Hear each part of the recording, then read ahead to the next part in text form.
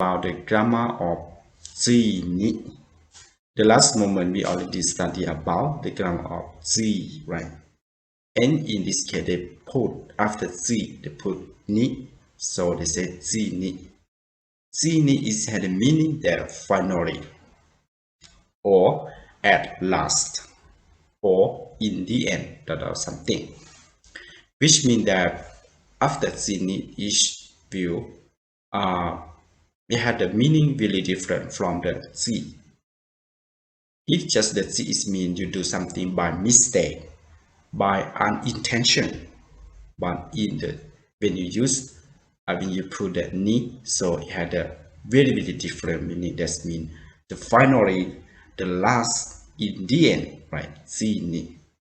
So in Japanese, when you use the grammar of Tsui ni, you should begin by the Tsui ni and after that followed by some plus, which is reread to about Tsui ni.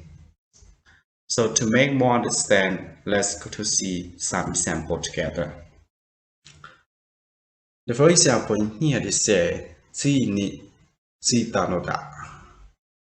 Tsui ni tsuita no da, which means I finally arrived. I finally arrived.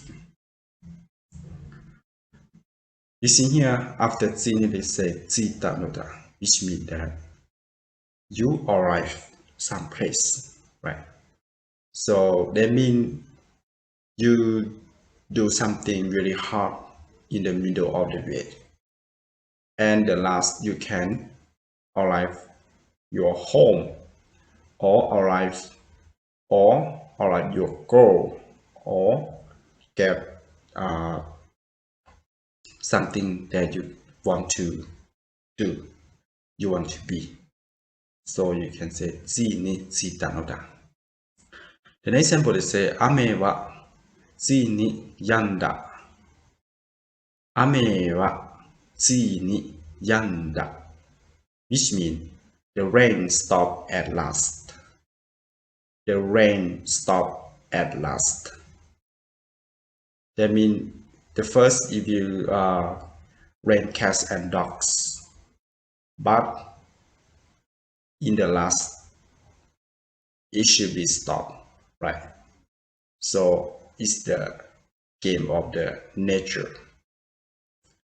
So when the rain stops, so or the finally rain stops, so you can say Tsui ni yanda.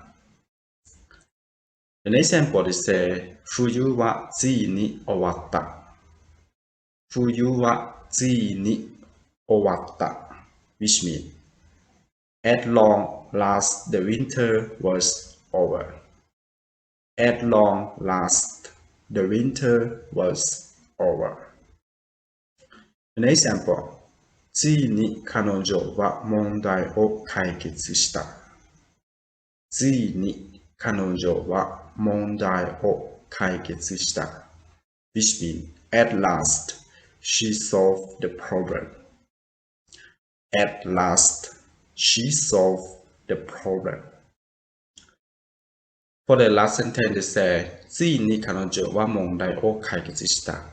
This means that if you have some problem and you cannot do it, but you try hard to do it every day, and you pay attention from all your energy to get to solve the problem, and you do the time by time, and you get more experience, and at the last you know the solution for the problem, and you can solve the problem at the last. So in Japanese you can say ついに right? ついに問題を解決した。This means at last you can solve the problem. So I hope you understand about how to use the grammar of ついに. ついに and つい is really different, so don't be confused. ついに is mean at last, or the finally, on the end of the story, right? But when you use つ, only that mean after you should follow by decimal, and it had a meaning that unintention or just by mistake. So you can use Tsui.